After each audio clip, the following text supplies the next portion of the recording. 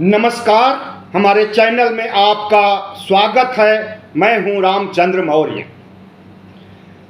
साथियों, प्रधानमंत्री नरेंद्र मोदी का आत्मविश्वास, प्रधानमंत्री नरेंद्र मोदी का पौरुष और प्रधानमंत्री नरेंद्र मोदी का विवेक क्या इतना गिर गया है कि वह अनाप शनाप बक रहे हैं। लोग तो उन्हें कह रहे हैं कि प्रधानमंत्री को मानसिक इलाज कराने की जरूरत आ गई है, जबकि अभी 4 चरण बाकी हैं, सिर्फ 3 चरण पूरे हुए हैं।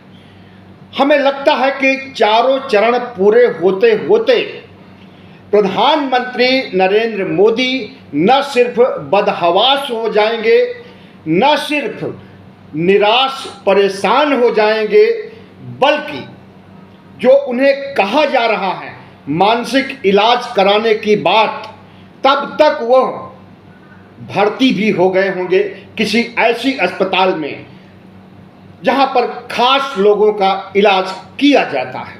और दूसरी तरफ राहुल गांधी का आत्मविश्वास इतना बढ़ गया है कि वह डंके की चोट पर ऐलान कर रहे हैं कि 4 जून को इंडिया गठबंधन की सरकार बन रही है और 15 अगस्त 2024 से 30 लाख पद जो खाली पड़े हैं केंद्र सरकार के अंतर्गत, राज्य सरकारों के अंतर्गत, डबल इंजन के अंतर्गत, उन पर बहाली का काम शुरू कर दिया जाएगा।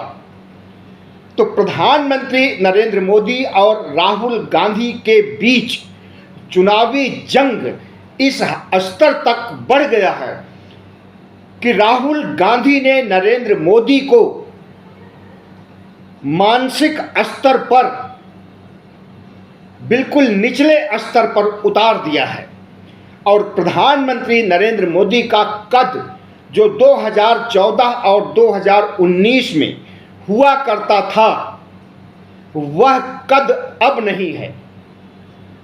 कद की तो बात छोड़िए, जिस तरह से बदहवासी की बातें, उल्टी सीधी बातें या यूं कहें ऊट पटांग प्रधानमंत्री नरेंद्र मोदी बक रहे हैं और अपने ही मित्रों, अपने ही कारपोरेट साथियों अडानी अंबानियों के बारे में जो कुछ कह रहे हैं, जिस तरह से अडानी और अंबानी को लेकर के राहुल गांधी ने 2014 के बाद से ही प्रधानमंत्री नरेंद्र मोदी से सवाल पूछना शुरू किया था, उन्हें एक भी सवाल का उत्तर नहीं दिया गया। अलबत्ते अडानी के मामले में राहुल गांधी ने जब संसद में सवाल उठाया तो उनकी संसद सदस्यता खत्म कर दी गई और उनका घर तक छीन लिया गया। संसद सदस्यता तो बहाल हो गई, लेकिन घर आज तक भी नहीं मिल सका। आज भी राहुल गांधी 10 जनपथ पर अपनी मां के साथ रहते हैं। तो प्रधानमंत्री नरेंद्र मोदी और राहुल गांधी के बीच 2024 के चुनावी जंग में राहुल गांधी आगे निकलते हुए दिखाई दे रहे हैं। ऐसा हम इसलिए कह रहे हैं कि प्रधानमंत्री नरेंद्र मोदी के पास पिछले 10 सालों की जनता के लिए क्या किया, क्या रियायत दिया, क्या लाभ पहुंचाया, कौन सा लोक हितकारी काम किया, यह बताने के लिए कोई आंकड़ा नहीं है, कोई कार्यक्रम नहीं है। और चुनाव को फेस करने के लिए उनके पास पिछली उपलब्धियां बताने के लिए कुछ भी नहीं है। इसलिए प्रधानमंत्री नरेंद्र मोदी 22 जनवरी को प्राण प्रतिष्ठा का कार्यक्रम करते हैं और मंदिर उद्घाटन का काम करते हैं, लेकिन वहां भी उसी समय वे गच्चा खा गए, इसलिए क्योंकि तमाम शंकराचार्य और साधु संतों ने सवाल उठा दिया कि आधे अधूरे मंदिर का प्राण प्रतिष्ठा क्यों? आधे अधूरे मंदिर परिसर का प्राण प्रतिष्ठा उद्घाटन कार्य क्यों? इसी सवाल पर हिंदू समाज, ब्राह्मण समाज और यहाँ तक कि शंकराचार्य खफा हुए। सिर्फ खफा ही नहीं हुए बल्कि प्रधानमंत्री नरेंद्र मोदी को अभिशाप भी देते हुए सुना गया है। और जिस तरह से 22 जनवरी की रात 11 बजे एक बड़ा भूकंप 7 सेल्सियस का आया था, तो शंकराचार्यों की भविष्यवाणी उसी दिन साबित हो गई सही कि बड़ा अनिष्ट होने वाला है आधे अधूरे मंदिर का प्राण प्रतिष्ठा करने पर। लेकिन इससे आगे चलिए, शंकराचार्यों ने पद यात्रा भी आयोजित किया नरेंद्र मोदी के खिलाफ जनमत इकट्ठा करने के लिए। और शंकराचार्यों के पदयात्रा का यह असर हुआ कि जिन जिन क्षेत्रों से वह गए उन क्षेत्रों में भारतीय जनता पार्टी की लोकप्रियता, प्रधानमंत्री नरेंद्र मोदी की लोकप्रियता का सफाया कर दिए और खास करके हिंदू वोटरों पर उनका असर पड़ा। लेकिन बात यही तक नहीं सीमित है, बल्कि प्रधानमंत्री नरेंद्र मोदी की बौखलाहट जिस रूप में कल 8 मई को उभर करके सामने आई और जिस तरह से उन्होंने कारपोरेट को भी लताड़ा, अडानी अंबानी जो उनके परम मित्र थे पिछले 10 सालों से, जिनको कि देश बेच दिया, ऐसा आरोप है। आरोप ही नहीं बल्कि सत्यता है कि देश के तमाम सरकारी कंपनियों को, विभागों तक को अडानी के हवाले कर दिया गया है, सस्ती कीमत में बेच दिया गया है। उन्हीं कारपोरेट घरानों के खिलाफ जिस तरह से प्रधानमंत्री नरेंद्र मोदी आग उगलते हैं और यह कहते हैं कि बोरों में भर भर कर टेम्पो में लाद करके राहुल गांधी को अकूत धन पहुंचाया गया और इसीलिए राहुल गांधी आजकल अडानी अंबानी का नाम नहीं ले रहे हैं। लेकिन यह सरासर गलत साबित कर दिया कांग्रेस पार्टी के प्रवक्ताओं ने, नेताओं ने और स्वतंत्र मीडिया ने, यूट्यूब चैनल्स और सोशल मीडिया ने, क्योंकि 5 मई को ही राहुल गांधी ने अडानी अंबानी को के साथ नरेंद्र मोदी को घेरा था। वहीं जहां पर प्रधानमंत्री नरेंद्र मोदी ने अडानी अंबानी पर आरोप लगाया कि अरबों रुपया राहुल गांधी के पास टेम्पो में भर करके भेजा गया, वहीं पर राहुल गांधी ने 5 मई को एक बड़ी जनसभा में, रैली में प्रधानमंत्री नरेंद्र मोदी और अडानी अंबानी को घेरा था। और सिर्फ वही नहीं, जिन जिन सभाओं और रैलियों में राहुल गांधी जा रहे हैं वहां पर 2 बातें जरूर हो रही हैं। एक, अडानी अंबानी के साथ प्रधानमंत्री नरेंद्र मोदी का रिश्ता और किस तरह से अडानी अंबानी को देश बेच दिया, किस तरह से अडानी अंबानी और 22 कारपोरेट को 16 लाख करोड़ से अधिक लुटा दिया, इसका जिक्र करते हैं हर रैलियों में। और दूसरी चीज, संविधान को हाथ में लेकर के जाते हैं और इस देश की जनता को संबोधित करते हुए कहते हैं कि यही वह संविधान है जिसे बाबा साहब डॉक्टर भीमराव अंबेडकर और कांग्रेस ने मिलकर के बनाया था, जिसके आधार पर ओबीसी, एससी, एसटी को उनका अधिकार मिला है, उन्हें रिजर्वेशन मिला है और उन्हें अछूत अस्पृश्यता से बाहर किया गया है। यह सब बताते हैं और कहते हैं कि इसी संविधान को आरएसएस और भारतीय जनता पार्टी खत्म करना चाहती है और उसके नेता चीख चीख करके कह रहे हैं कि हमें 400 पार सीटें दीजिए, हम संविधान को खत्म कर देंगे। और अभी ऐसे नेताओं के बिगड़े बोल अभी तक सुनने को आ रहे हैं। सबसे पहले लल्लू सिंह ने, अयोध्या के सांसद ने कहा कि 400 पार सीटें दीजिए, हम संविधान बदल देंगे। उसके बाद अनंत हेगड़े जो कर्नाटक के एमपी थे, मंत्री भी रह चुके हैं, उन्होंने कहा कि 400 पार सीटें दीजिए, हम संविधान बदल देंगे। ज्योति मिर्धा जो राजस्थान की एक महिला नेता हैं, उन्होंने कहा। और अभी 2 दिन पहले राजस्थान की उप मुख्यमंत्री दिया कुमारी ने भी कहा कि हमें 370 पार 400 पार दीजिए, हम संविधान को बदल देंगे।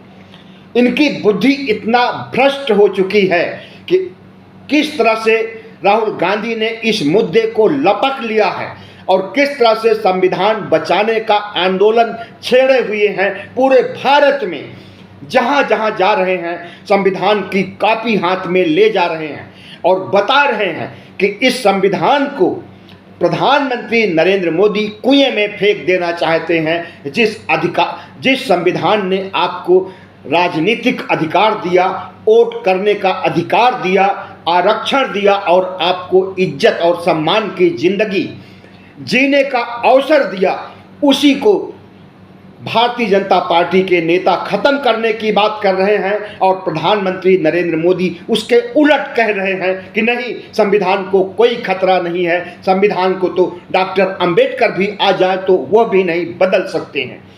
लेकिन जनता किसकी बात पर विश्वास कर रही है, इसका अनुमान इसी बात से लगाया जा सकता है कि अपार जनसमूह में जब राहुल गांधी अपील कर रहे हैं संविधान बचाने के लिए, और आज से ही नहीं, जब से अनंत हेगड़े और लल्लू सिंह ने कहा था, लगभग 20-25 दिन पहले से संविधान के बारे में हर सभा सम्मेलन में राहुल गांधी उठा रहे हैं, सोशल मीडिया पर ट्वीट कर रहे हैं, पोस्ट डाल रहे हैं और लाखों लोग उसे लाइक कर रहे हैं और शेयर कर रहे हैं। तो प्रधानमंत्री नरेंद्र मोदी को हराने के लिए प्रधानमंत्री नरेंद्र मोदी की बदजुबानी और उनके बहके बोल काफ़ी साबित हो रहे हैं। साथ ही उनके नेताओं, उनके सांसदों और संविधान को ख़त्म करने वाले नेताओं के बिगड़े बोल भी नरेंद्र मोदी को बैकफुट पर ला दिए हैं। और जब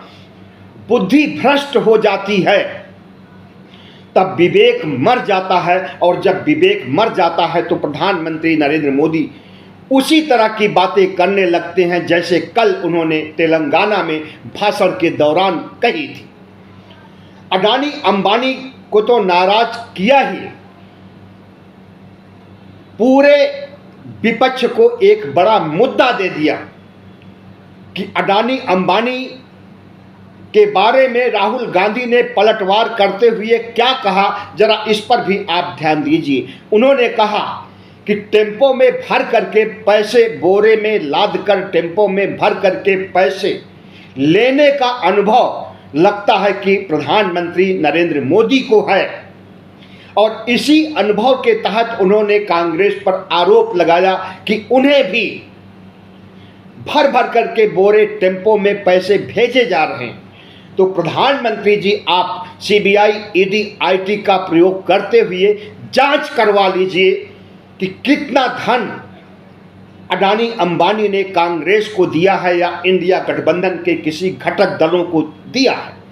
और दूसरी बात, प्रधानमंत्री नरेंद्र मोदी जब 2014 में सत्ता में आए थे तो उन्होंने काले धन का मुद्दा बहुत बड़ा मुद्दा बना दिया था और यहाँ तक कहा था कि काला धन स्विस बैंकों से लाएंगे तो 15-20 लाख रुपए हर अकाउंट में यूं ही दे देंगे।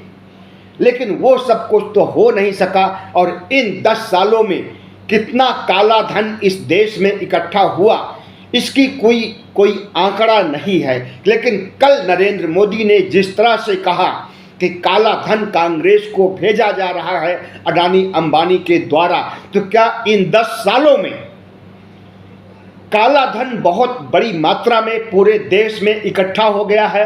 काला धन बहुत बड़ी मात्रा में कारपोरेट के पास इकट्ठा हो गया है, और अगर इकट्ठा हो गया है तो क्यों इकट्ठा हुआ? इसी काला धन के आधार पर आपने 2014 का चुनाव जीता था, और काला धन के खिलाफ कार्रवाई करने के लिए जो कुछ आपने कहा था मोदी जी, उस पर तो कोई कार्रवाई नहीं हुई, और इस देश की जनता को 15-15 लाख 20-20 लाख नहीं मिल सके, कोई बात नहीं। लेकिन आपके रहते हुए 10 सालों में काला धन क्यों इकट्ठा हुआ? आप तो 2014 में ही जीत करके जब आए थे, उसके तुरंत बाद ही रुपए को बदल करके 1500 नोट को बदल करके 2000 की नोट ला दिया था, और इसे काला धन पर नियंत्रण पाने का जरिया बताया था। लेकिन उस समय भी काला धन नहीं आ सका, क्योंकि काला धन था ही नहीं। जितना पैसा गवर्नमेंट के पास था और पब्लिक के पास था, पूरा पैसा वापस आ गया। 99% तक पैसा वापस आ गया। इससे पता चला कि काला धन नहीं था, और ये झूठ बात कही गई थी कि कांग्रेस के राज में इतना काला धन आ गया है, और उस काला धन को सफ़ेद करने के लिए हम नोटबंदी कर रहे हैं। लेकिन उस नोटबंदी से कितना बड़ा नुकसान हुआ और कितना लोग मारे गए लाइनों में, आप सहज ही अनुमान लगा सकते हैं कि अब नोटबंदी की चर्चा नहीं होती। लेकिन जब नरेंद्र मोदी काला धन की जिक्र कर रहे हैं तो नोटबंदी और जीएसटी का भी पूरा ब्यौरा लिया जाएगा, और काला धन क्यों इकट्ठा हुआ इन 10 सालों में, कैसे इकट्ठा हुआ, और काला धन इकट्ठा होने की वजह क्या है, इसका जवाब भी नरेंद्र मोदी को देना पड़ेगा। प्रधानमंत्री नरेंद्र मोदी समझते हैं कि राहुल गांधी को घेरने से, कांग्रेस को घेरने से, हिंदू मुस्लिम करने से, और हिंदू मुस्लिम करते समय जिस तरह के घटिया स्तर के बयान देने से उन्हें जीत हासिल हो जाएगी, तो आप समझ लीजिए कि अब इस देश की जनता प्रधानमंत्री नरेंद्र मोदी के जुमलों और झूठ के सुनते सुनते जनता के कान पक गए हैं। अब नरेंद्र मोदी की बात कोई नहीं सुनना चाहता है, क्योंकि इन 10 सालों में सिर्फ जुमला और झूठ के अलावा कुछ भी नहीं मिल सका है इस देश की जनता। प्रधानमंत्री नरेंद्र मोदी ने जिस तरह से गरीबी उन्मूलन की बात करते हुए कहा, या अपने नीति आयोग से कहलाया कि 24-25 करोड़ लोग गरीबी रेखा के बाहर आ चुके हैं, तो उनको उन्हीं के तर्कों, उन्हीं के आंकड़ों पर ही घेरा जा सकता है कि जब 25 करोड़ लोग गरीब से अमीर बन गए हैं तो उन्हें क्यों 5 किलो राशन दिया जा रहा है। लेकिन इसका जवाब प्रधानमंत्री नरेंद्र मोदी के पास नहीं है, और उनका झूठ फरेब इस स्तर तक बढ़ गया है कि अपने को विश्व गुरु और डंका बजाने वाला पूरी दुनिया में मानते हैं, और विश्व की 5वीं इकोनॉमी का दंभ भरते हैं। जबकि प्रति व्यक्ति आय के मामले में भारत जहां पर खड़ा है, उसके आधार पर गरीबी भी है, बेरोजगारी भी है, भूखमरी भी है, सब कुछ है, और इकोनॉमी 5वीं अर्थव्यवस्था पूरी दुनिया की बन चुका है भारत, तकनीकी कारणों से। लेकिन प्रधानमंत्री नरेंद्र मोदी जब भाषण देने लगते हैं तो शाइनिंग इंडिया जैसी बातों का याद दिलाते हैं। कौन शाइनिंग इंडिया? वही जो 2004 में अटल बिहारी वाजपेयी को चमकता हुआ भारत दिखाई दे रहा था, और समय से पहले उन्होंने चुनाव करा दिया था 2004 में, और कहा कि भारत तो चमक रहा है, और चमकते हुए भारत के मतदाता सिर्फ और सिर्फ भारतीय जनता पार्टी को जिताएंगे। लेकिन उन्हें मुंह की खानी पड़ी थी, और यूपीए गठबंधन की जीत हुई थी, कांग्रेस की सरकार बनी थी। उसी तरह के सब्जबाग आज 20 साल बाद 2024 में दिखाए जा रहे हैं। भारत को चमकता हुआ बताया जा रहा है। 23 साल बाद 2047 तक विकसित राष्ट्र बनाने की बात हो रही है। चुनाव जीतने के बाद 2029 तक तीसरी इकोनॉमी बनाने की बात कही जा रही है। बिल्कुल भारत चमक रहा है। अब भारत में न गरीबी रह गई है, न जहालत रह गई है, न बेरोजगारी रह गई है। लेकिन असलियत क्या है और हकीकत क्या है, इसे राहुल गांधी ने पकड़ लिया है। और जिस तरह से उन्होंने युवाओं को संबोधित करते हुए उन्हें भरोसा दिलाया है, भर्ती भरोसा स्कीम चलाया है, युवाओं को भरोसा दिलाया जा रहा है कि जैसे ही सरकार बनती है वैसे ही 30 लाख नौकरियों देने के लिए 15 अगस्त से ही शुरुआत कर दी जाएगी। और दूसरे बेरोजगार जो हैं, जो कम पढ़े लिखे हैं या जो ज़्यादा पढ़े लिखे हैं, हर तरह के बेरोजगारों को निजी क्षेत्र में नौकरियां देने की बात भी कही गई है कांग्रेस के द्वारा। ऐसा शायद पहली बार हुआ है कि निजी क्षेत्र में नौकरियां देने की बात किसी पार्टी ने अपने न्याय पत्र में, अपने संकल्प पत्र में शामिल किया हो। लेकिन प्रधानमंत्री नरेंद्र मोदी के संकल्प पत्र, गारंटी पत्र, मोदी के गारंटी की चर्चा आज कहीं नहीं है। चर्चा है तो कांग्रेस के न्याय पत्र की है। और जिस तरह से जमीनी स्तर पर घर घर तक न्याय पत्र के पन्ने को पहुंचा दिया गया है और महिलाओं को, युवाओं को, किसानों को, ओबीसी को गारंटियां देने की बात कही गई है। 5 न्याय 25 गारंटियां जनता तक पहुंचा दी गई है। इसी से प्रधानमंत्री नरेंद्र मोदी बौखलाए हुए हैं। और न्याय पत्र में न सिर्फ चुनाव जीतने का मादा है, बल्कि व्यवस्था परिवर्तन करने का भी उद्देश्य छिपा हुआ है कांग्रेस के घोषणा पत्र या यूं कहें कि न्याय पत्र में। जिस तरह से संविधान बचाने के लिए राहुल गांधी, मल्लिकार्जुन खड़गे, सोनिया गांधी और पूरा इंडिया टीम लगा हुआ है भारतीय जनता पार्टी की कलई खोलने में, हिंदू राष्ट्र और मनुस्मृति लागू करने का जो आतंक इन्होंने फैला रखा था पहले से, और उसको चुनाव के समय जुबानी व्यक्त भी कर दिया कि हमें 400 सीट दीजिए, हम संविधान बदल देंगे। संविधान में क्या बदलेंगे? संविधान में आरक्षण खत्म करेंगे, वोट देने का अधिकार खत्म करेंगे। इसीलिए कहा जा रहा है कि अगर नरेंद्र मोदी 2024 जीतते हैं तो आगे कभी चुनाव नहीं होगा। 2029, 2034, 39 कभी भी चुनाव नहीं होगा।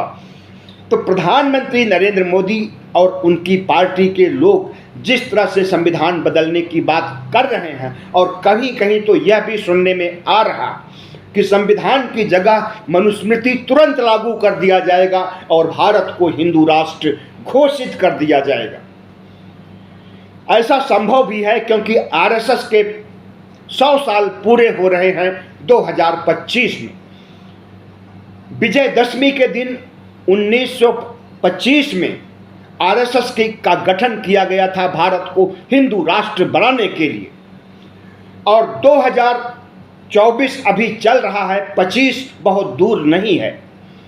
1 साल में इनका उद्देश्य है कि चुनाव जीतने के तुरंत बाद पहले संविधान खत्म करें, लोकतंत्र खत्म करें, उसके बाद मनुस्मृति को संविधान बनाएं और धर्मनिरपेक्ष भारत को हिंदू राष्ट्र बनाएं।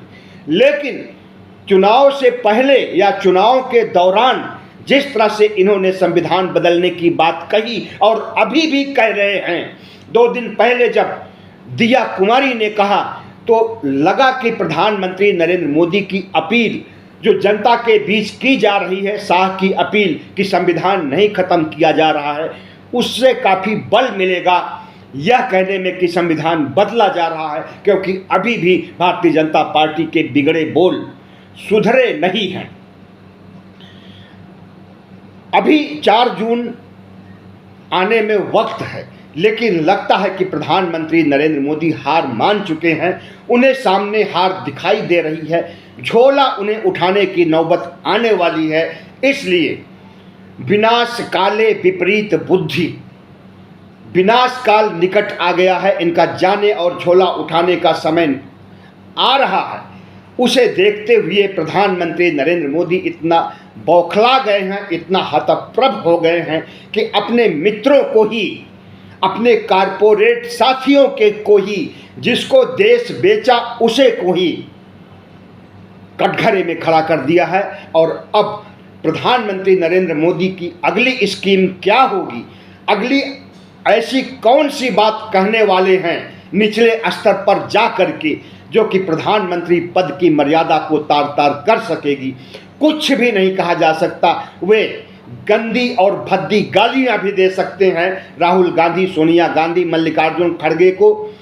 और हो सकता है कि दिमागी संतुलन इतना बिगड़ जाए कि हिंदुओं का वोट पाने के लिए हिंदू राष्ट्र बनाने की घोषणा कर दी जाए। हमें लगता है कि अगला कार्यक्रम प्रधानमंत्री नरेंद्र मोदी का यही होगा, क्योंकि हिंदुओं का वोट एक मुश्त पाने के लिए हिंदू राष्ट्र का राग अलापने से चूक नहीं सकते हैं नरेंद्र मोदी। और इसके लिए अगर ध्रुवीकरण करने के लिए वह कुछ करते हैं तो यह दांव भी उल्टा पड़ सकता है। बहुत बहुत धन्यवाद। हमारे चैनल को सब्सक्राइब कीजिएगा, लाइक कीजिएगा और शेयर कीजिएगा।